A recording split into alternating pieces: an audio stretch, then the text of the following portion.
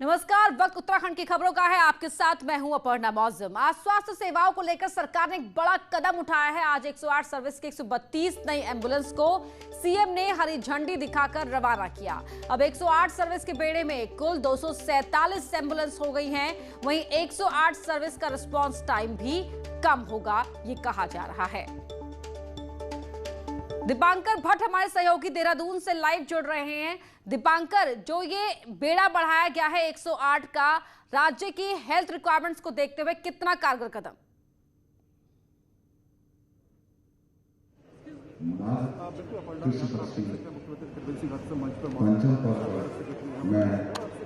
उत्तराखंड प्रदेश के सरल सहज कर्म। दीपांकर, लौटेंगे आपके पास। तो दीपांकर, हमारे सहयोगी जो कार्यक्रम में मौजूद हैं, आप मुख्यमंत्री त्रिवेंद्र सिंह रावत को भी देख सकते हैं दूसरे मंत्रियों के साथ। और यहाँ ये जो नई एम्बुलेंस है, जो 132 एम्बुलेंस को सीएम ने हरी झंडी दिखाकर रवाना किया है। 108 सर्विस के बेड़े में अब कुल जो एम्बुलेंस हो गई हैं उनकी संख्या हो गई है 247। तो ऐसे में रिस्पांस टाइम भी कम होगा, यानी कि जब बुलाया जाएगा 108 को तो ऐसे में जल्दी पहुंचेंगी ये एम्बुलेंस अलग अलग जगहों पर, पहाड़ के दूरस्थ इलाकों में भी। दीपांकर भट्ट लाइव जुड़ रहे हैं एक बार फिर। जी दीपांकर। बिल्कुल अपर्णा, आपसे कुछ देर पहले मुख्यमंत्री त्रिवेंद्र सिंह रावत ने 132 एम्बुलेंस 108 कंपनी को यहाँ पर सौंपी है। 108 सर्विस में अब नई एम्बुलेंस भी जुड़ेंगे। टोटल राज्य में नंबर हो जाएगा 247। अभी तक 140 सेंटर से यहाँ पर एम्बुलेंस चलती है। तो जो 108 सर्विस जो कंपनी चलाती है कैंप हाउस में, कहना है कि अब जो रिस्पॉन्स टाइम होगा वो काफी कम होगा। पहाड़ों में इससे बहुत ज्यादा सहूलियत होगी। और खासतौर पर चुनावी साल है, हेल्थ सेक्टर को मजबूत करने की बात है। 132 नई एम्बुलेंस मिलना एक बड़ी राहत की खबर राज्य की जनता के लिए और एक बड़ा कदम हेल्थ सेक्टर के मजबूती के लिए। अपर्णा और दीपांकर, आप कार्यक्रम स्थल पर ही मौजूद है इस वक्त, वहां पर क्या कुछ चल रहा है? बिल्कुल अपना आपसे कुछ देर पहले मुख्यमंत्री त्रिवेंद्र सिंह रावत ने एक आईसीयू यूनिट जो दिल्ली हॉस्पिटल रानी शादाब थी उसका यहाँ पर उद्घाटन किया और मुख्यमंत्री यहाँ पर बैठे हुए। कुछ देर मुख्यमंत्री का एक संबोधन भी यहाँ पर होगा कि हेल्थ सेक्टर को लेकर क्या प्लान रखते हैं, क्या वो सोच रहे हैं। और इसके अलावा मुख्यमंत्री ने 132 एम्बुलेंस की चाबी जो है वो 108 सर्विस के सुपुर्द की। अपर्णा जी बिल्कुल, तो तस्वीरें यहाँ पर हम लाइव आपको दिखा रहे हैं। सीएम को आप स्टेज पर देख सकते हैं दूसरे मंत्रियों के साथ। तो 132 एम्बुलेंस को सीएम ने यहाँ पर रवाना किया है और राज्य में जो मेडिकल हेल्प के लिए रिक्वायरमेंट्स होती हैं उनमें काफी कारगर कदम रहेगा, क्योंकि अब रिस्पांस टाइम भी कम होगा। ऐसे में मरीज के पास जल्द पहुंच पाएंगी 108 सर्विस की ये एम्बुलेंस।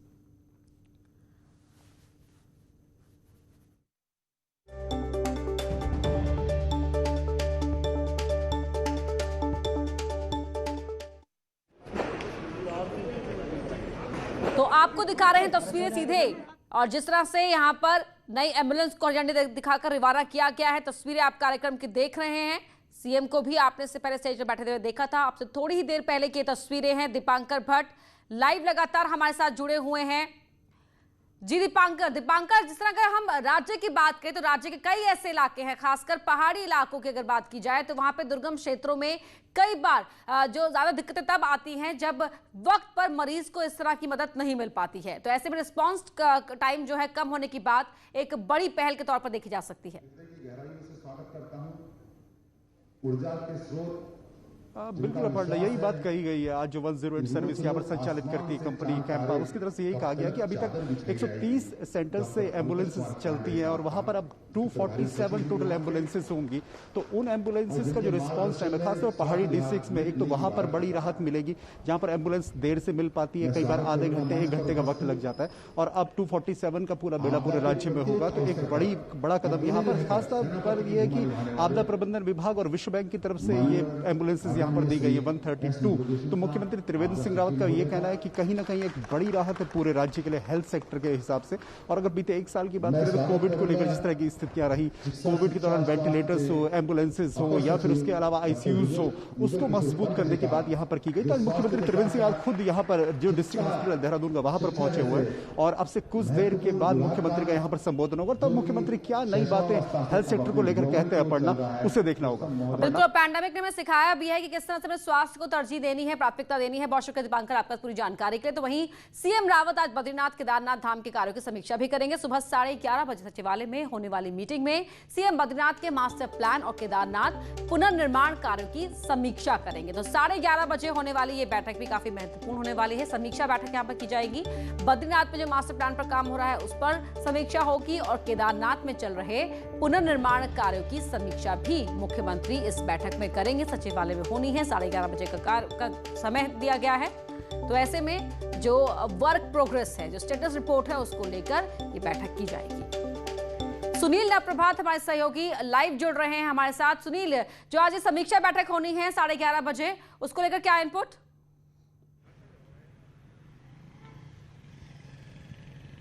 देखिए अपर्णा, केदारनाथ पुनर्निर्माण कार्य की तर्ज पर ही बद्रीनाथ का भी मास्टर प्लान बनाया गया है, करीब 424 करोड़ का। और दोनों ही में, चाहे वो केदारनाथ की बात हो या बद्रीनाथ धाम के मास्टर प्लान की बात हो, सीधे प्रधानमंत्री नरेंद्र मोदी की इस पर कड़ी नज़र रहती है। वो प्रॉपर इसकी मॉनिटरिंग करते हैं। और पिछले दिनों बद्रीनाथ के मास्टर प्लान को लेकर उनके सामने जो स्टेट के ऑफिसर हैं उन्होंने प्रेजेंटेशन भी रखा था। खुद मुख्यमंत्री त्रिवेंद्र सिंह रावत भी इस प्रेजेंटेशन प्रोग्राम में शामिल हुए थे। और प्रधानमंत्री चाहते हैं कि जो बद्रीनाथ धाम है उसको स्पिरिचुअल स्मार्ट सिटी के तौर पर विकसित किया जाए। और इसके लिए एक मास्टर प्लान बनाया गया है। 2025 तक इसका पूरा काम संपन्न होना है बद्रीनाथ के सौंदर्यीकरण का। ये काम 3 चरणों में होगा। पहले चरण में बद्रीनाथ में शेष नेत्र और बद्रीश झील जो धार्मिक स्थल है उनका सौंदर्यीकरण किया जाएगा। दूसरे चरण में बद्रीनाथ का जो मुख्य मंदिर है और उसके आसपास के क्षेत्रों का सौंदर्यीकरण किया जाएगा। और अंतिम चरण में वहाँ पर जो आस्था पथ है उनका निर्माण किया जाएगा। तो प्रधानमंत्री का फोकस है कि बद्रीनाथ को एक आध्यात्मिक स्मार्ट सिटी के तौर पर विकसित किया जाए। उन्होंने जोर देकर ये बात कही है कि इसे टूरिस्ट स्पॉट के तौर पर न विकसित करके स्पिरिचुअल स्पोर्ट के रूप में विकसित किया जाए। तो इसको लेकर लगातार मुख्यमंत्री इसकी मॉनिटरिंग कर रहे हैं। आज भी वो अधिकारियों से बातचीत करेंगे, जिसमें मुख्य सचिव होंगे, पर्यटन सचिव दिलीप जावलकर होंगे, पर्यटन मंत्री भी इस मीटिंग में रह सकते हैं। और वो दोनों जगह के केदारनाथ धाम में जो पुनर्निर्माण कार्य चल रहे हैं वहाँ पर किस तरह से प्रोग्रेस है, क्या कुछ वहाँ पर चल रहा है, क्योंकि इन दिनों हाई एल्टीट्यूड वाला एरिया है, पूरे क्षेत्र में इन दिनों बर्फ पड़ी हुई है। तो अभी कैसे काम चल रहे हैं, आगे किस तरह से काम होंगे, और बद्रीनाथ का मास्टर प्लान पर अभी तक बिल्कुल सुनील, क्योंकि मॉनिटरिंग भी समय समय पर बेहद आवश्यक है, क्योंकि राज्य में कई तरह की योजनाएं कागज पर बन जाती हैं, लेकिन जब उनके इंप्लीमेंटेशन की बात आती है तो जो राज्य की भौगोलिक परिस्थितियां हैं वो काफी हद तक कई तरह से रुकावटें पैदा करती हैं। और जिस तरह से प्रधानमंत्री का भी फोकस रहा है और सीएम भी लगातार काम करते रहे हैं, कहते रहे कि रिलीजियस और स्पिरिचुअल टूरिज्म पर सरकार का जोर है, तो इस बैठक को उस कड़ी में देखा जा सकता है।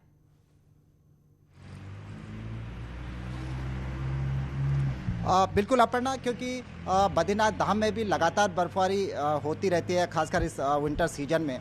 दोनों धामों में, केदारनाथ और बद्रीनाथ में कड़ाके की ठंड होती है, बर्फबारी होती है। तो ऐसी कंडीशंस में वहाँ पर काम चालू रखना एक अपने आप में बड़ा चैलेंज है। और यही कारण है कि मुख्यमंत्री लगातार इस बात की मॉनिटरिंग करते रहते हैं कि जो केदारनाथ में पुनर्निर्माण कार्य चल रहे हैं वो किस स्थिति में है, जो बद्रीनाथ का मास्टर प्लान है उसे कैसे धरातल पर उतर जाएगा, और कैसे ठीक जो डेडलाइन है 2025 की, कैसे इस दौरान इसको स्टेप बाय स्टेप इस काम को संपन्न किया जाए, ताकि यहाँ की जो आध्यात्मिक स्वरूप है वो भी बना रहे, जो पौराणिक स्वरूप है वो भी बना रहे, और जो तीर्थयात्री हैं जो चारों धामों में दर्शन करने के लिए आते हैं उनके लिए क्या कुछ सुविधाएं यहाँ पर हो, और किस तरह से टाइम बाउंड के तहत ये काम संपन्न किया जा सके, उसको लेकर लगातार मॉनिटरिंग होती रहती है। और आज की जो मीटिंग ठीक है सुनील, बहुत शुक्रिया आपका पूरी जानकारी के लिए। आगे जब बैठक शुरू होगी तो आपसे अपडेट लेंगे हम जरूर। और अब बात करते हैं मंत्रिपरिषद की बैठक की। तो आज 12:30 बजे सचिवालय में बैठक होनी है। तो वहीं मंत्रिपरिषद के बाद कैबिनेट मीटिंग भी आयोजित की जाएगी, जिसमें कुंभ की एसओपी और राज्य के बजट पर मंथन हो सकता है। बता दें कि अगले महीने कुंभ होना है, ऐसे में सरकार भी लगातार कुंभ को लेकर एक्टिव है।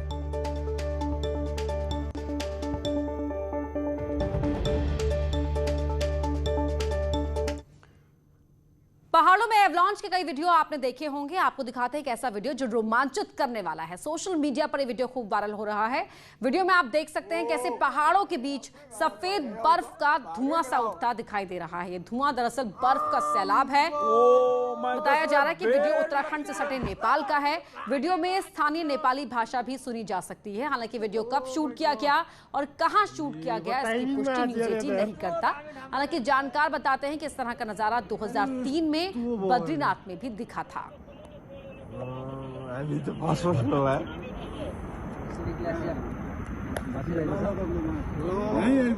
यही पुग्छ यो त ल बस्ने यत्तिकै उ गर्न सर्भाइभ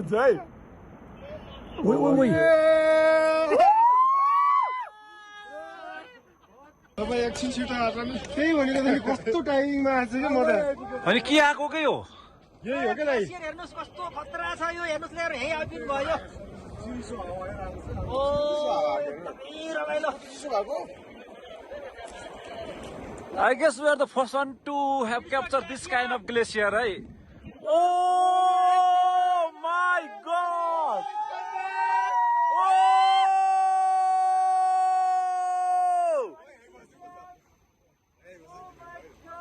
जेसुकै होस् है जेसुकै होस् न कम अन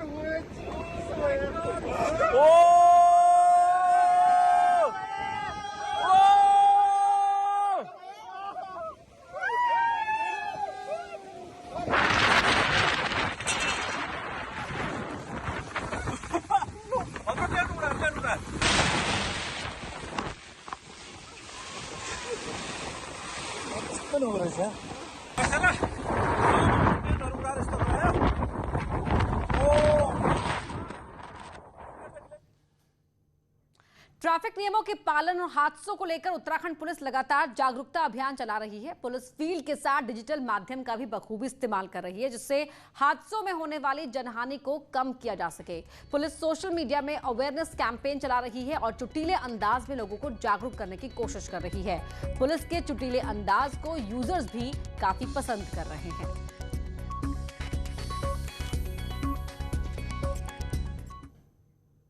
अल्मोड़ा में पर्यटन को विकसित करने के लिए पर्यटन विभाग पर्यटन स्थलों का चयन कर रहा है, जिसके तहत अल्मोड़ा जागेश्वर हाईवे पर स्थित प्राचीन गुफा लखुडियार का संरक्षण किया जाएगा। इसको लेकर विभाग प्लान तैयार कर रहा है। बताया जाता है कि प्राचीन गुफा सदियों पुरानी है और इसमें आदि मानव काल के लोग रहते थे। वहीं पर्यटन विभाग का कहना है कि इसके संरक्षित होने से यहाँ टूरिस्ट आएंगे, जिससे जो स्थानीय लोग हैं उन्हें रोजगार मिलेगा। तो इसको संरक्षित करने की बहुत आवश्यकता है। तो इस क्रम में हमने CNDS एक हमारी कार्यदायी संस्था है, उसको हमने पत्र किया हुआ है उसके आंकड़न गठित करने के लिए, जिसमें मुझे लगता है कि वो जल्दी हमें आंकड़न उपलब्ध करा देंगे, तो उसके बाद उसको संरक्षित करने की कार्रवाई शुरू की जा सकेगी। विश्व के नक्शे पर व्हाइट रिवर राफ्टिंग के लिए ऋषिकेश का राफ्टिंग जोन अपना विशेष स्थान रखता है। यहाँ 3 महीने के सीजन में 250 राफ्टिंग कंपनी करोड़ों रुपए का कारोबार करती है और यहाँ पहुंचे टूरिस्ट भी राफ्टिंग का आनंद उठाते हैं। पर्यटक और व्यवसायी राफ्टिंग बीच पर सुविधाओं की मांग कर रहे हैं, जिसमें चेंजिंग रूम, टॉयलेट की सुविधा भी शामिल है। देखिए यहाँ पे इतने लोग आते हैं, विश्व भर से लोग आते हैं, मगर यहाँ पे सुविधा नहीं है। बीच को डेवलप होना चाहिए ताकि लोग और आएँ और सुविधाएं बढ़ेंगी, तो जितनी सुविधा बढ़ेगी उतने लोग आएंगे, उतना ज़्यादा आकर्षण बढ़ेगा। तो मैं यही चाहता हूँ सरकार से कि सरकार इस और भी ध्यान दे, क्योंकि हमारा जो उत्तराखंड है ये टूरिज्म प्लेस है और जब तक यहाँ पे सुविधाएं नहीं बनेगी या बीच ठीक नहीं होंगी तब तक पर्यटन थोड़ा मुश्किल हो जाएगा यहाँ पे। उत्तराखंड में आर्थिकी का आधार पर्यटन है। ऐसे में सरकार को चाहिए कि यहाँ के गंगा बीच को डेवलप करे, जिससे आने वाले पर्यटकों को एक जगह पर ही सारी सुविधाएं मिलना शुरू हो जाए और यहाँ का पर्यटन परवान चढ़ सके। ऋषिकेश से आशीष डोभाल, न्यूज़ 18। टिहरी में फेरी बोट मालिक अपनी पेमेंट को लेकर पुनर्वास विभाग के चक्कर काटने को मजबूर है, लेकिन कहीं उनकी सुनवाई नहीं हो रही। फेरी बोट मालिकों का कहना है कि 2019 के बाद से उन्हें कोई पेमेंट नहीं हुआ है और पुनर्वास विभाग पर फेरी बोट मालिकों का करीब 1 करोड़ से ज्यादा की देनदारी है। बता दें कि टिहरी डैम की झील से सटे गांव में आने जाने के लिए पुनर्वास विभाग द्वारा फेरी बोट का संचालन किया जाता था। इसके लिए THDC द्वारा पैसा मिलता था, लेकिन डोबरा चाठी पुल बनने के बाद से फेरी बोट का संचालन बंद कर दिया गया है। 2019 से हम लोगों का कोई पेमेंट नहीं हुआ है और लगभग 1 करोड़ की देनदारी पुनर्वास विभाग की हम लोगों के ऊपर है और हम लोगों ने कई बार जिलाधिकारी महोदय से भी मिल गए हैं, पुनर्वास विभाग से भी मिल गए हैं, और परंतु अभी तक हमारा कोई पेमेंट नहीं हुआ है। ये प्रकरण संज्ञान में नहीं है, आपने कहा है तो हमने नोट कर लिया है और इसको फिर दिखवा लेंगे कि क्यों नहीं बटा है। बारिश और स्नोफॉल नहीं होने का असर इस बार राज्य पुष्प बुरांश पर भी दिखने लगा है। इस बार बुरांश के फूल वक्त से पहले ही खिलने लगे और गिरने भी लगे।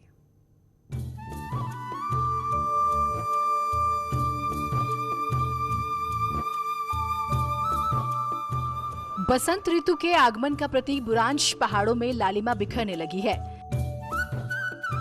नैनीताल के आसपास के जंगलों में चटक लाल रंग की दमक मन को सुकून दे रही है। हालांकि बारिश और स्नोफॉल की कमी से इन फूलों का आकार इस बार छोटा रह गया। फूल जमीन पर गिरने लगे हैं। पर्यावरण से जुड़े लोगों का कहना है कि इससे उत्पादन और इसके जनरेशन पर भी सीधे तौर पर असर पड़ेगा। किसी भी पेड़ के या पौधे के जो है बीज बनने के लिए जो है उसका फूल का जो है एक हेल्थी होना जरूरी होता है, और जब हेल्थी फ्लावर होगा तो हेल्थी सीड होगा। तो अगर बारिश नहीं होगी और फूल अगर अच्छे तरीके से नहीं खिलेगा तो सीड भी जो है उसका बहुत अच्छा नहीं बनेगा, और उससे जर्मिनेशन में थोड़ा सा जो है इस साल की जो एक जर्मिनेशन का वो है वो थोड़ा कम रहेगा। दरअसल बुरांश राज्य पुष्प होने के साथ यहाँ के लोगों के जीवन का आधार भी है। 1700 से 3400 मीटर ऊंचाई पर खिलने वाले इस फूल के लिए 15 से 20 डिग्री तापमान की जरूरत होती है, लेकिन पिछले कुछ सालों से जलवायु परिवर्तन से ये जनवरी के महीने में ही खिलने लगे हैं। लेकिन लोगों के लिए आर्थिक आधार बने इस बुरांश के जल्द खिलने से लोग चिंता में है, क्योंकि जूस, जेली और टॉफी के कारोबार पर भी इसका सीधा असर होगा। किसी भी पेड़ के या पौधे के जो है बीज बनने के लिए जो है उसका फूल का जो है एक हेल्थी होना जरूरी होता है, और जब हेल्थी फ्लावर होगा तो हेल्थी सीड होगा। तो अगर बारिश नहीं होगी और फूल अगर अच्छे तरीके से नहीं खिलेगा तो सीड भी जो है उसका बहुत अच्छा नहीं बनेगा, और उससे जर्मिनेशन में थोड़ा सा जो है इस साल की जो एक जर्मिनेशन का वो है वो थोड़ा कम रहेगा। बहरहाल बारिश और स्नोफॉल नहीं होने से असर बुरांश पर पड़ा है। अगर ऐसे ही हालात आगे भी बने रहे तो बुरांश के साथ कई और प्रजातियों पर भी संकट देखने को मिल सकता है। नैनीताल से वीरेंद्र बिष्ट के साथ ब्यूरो रिपोर्ट, न्यूज़ 18 नेटवर्क। यहाँ रुक रहे एक छोटे से ब्रेक के लिए।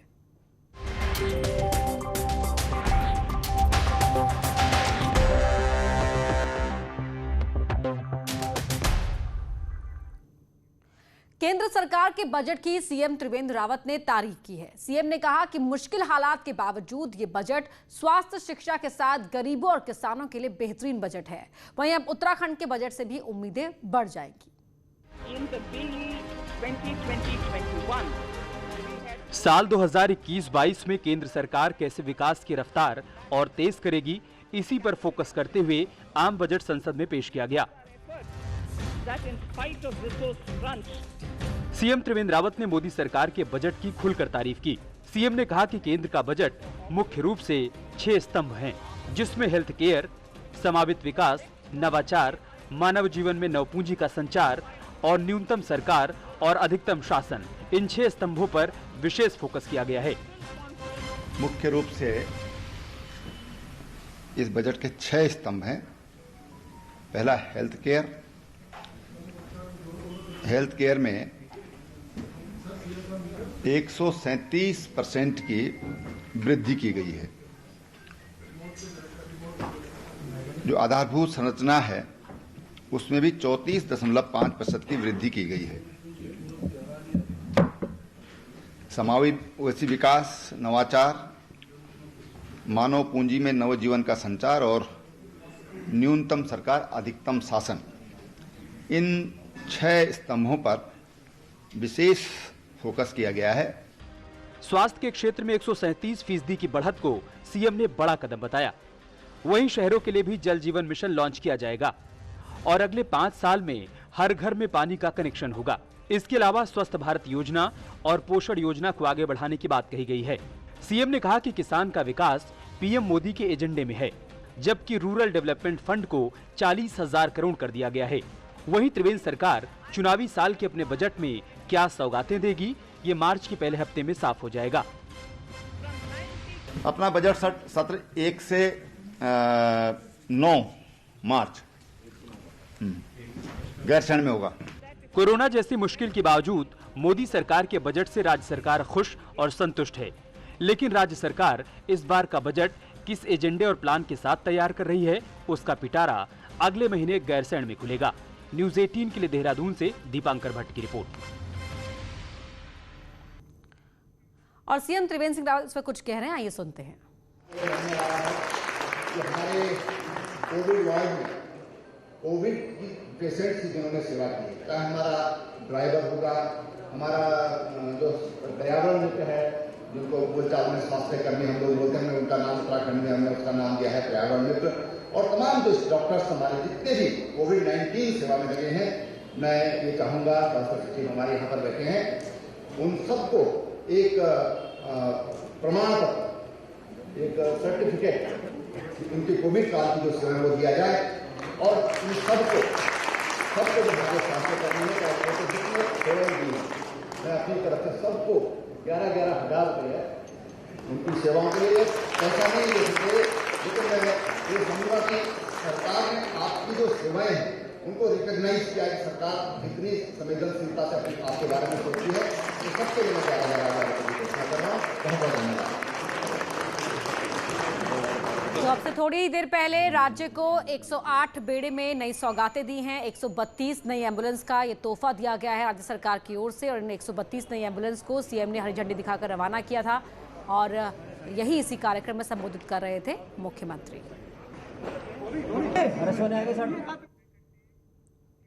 कोविड-19 महामारी ने एक दूसरे पर निर्भरता की भावना को मजबूत किया है। इसी की बदौलत पूरा देश एकजुट होकर इस आपदा का मुकाबला कर रहा है। अब वैक्सीनेशन के ऐलान के बाद जरूरत है कि हम सब अपना सबसे बेहतर योगदान दें, ताकि हम एक साथ इस वायरस को हराने की तरफ कदम बढ़ा सके। नेटवर्क 18 इस मुहिम में हर कदम आपके साथ है।